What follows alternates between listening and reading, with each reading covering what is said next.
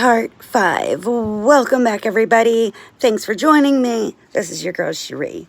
So, I just document on here, and I'm not too worried about it more than that. But when I come on here, I think it's very much needed to give your point of view if you're going to speak up and be a public figure or have been in the public. I was born in the public. There was nothing I could do about that. Unfortunately, growing up in a torture terrorist cult-style, Amish lifestyle cult, you only know what you know. Coming to Texas at 16, almost 17 years old, you don't know electricity, you don't know how to even go grocery shopping, you don't know anything. You don't know crap, y'all. You know a horse and a buggy, a closet, a tin can for a toilet, and you don't eat usually very much ever between Monday and Friday, so if you're lucky if you eat it all. When I came here and people have interviewed me, such as the FBI brought me on and stuff like that for what was going on in Pennsylvania with my parents, people have always said, well, do you feel like at those times that the police have failed you to arrest your parents and prosecute them for what they did to you? No, I feel like the police, Jason Hunter was one of them.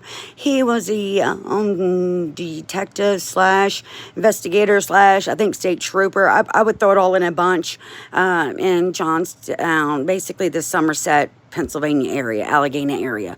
And I'll never forget the day that man put me on the phone with Chuck Spingola and told us the charges he was taking before my parents, and everything from kidnapping to sex trafficking to attempted murder.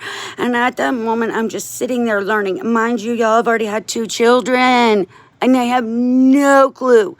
Zero clue. No clue that what they did to me was such a criminal situation. And that man put his whole all on the alt line.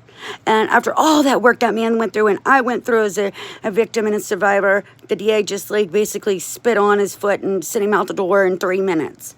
It was disgusting.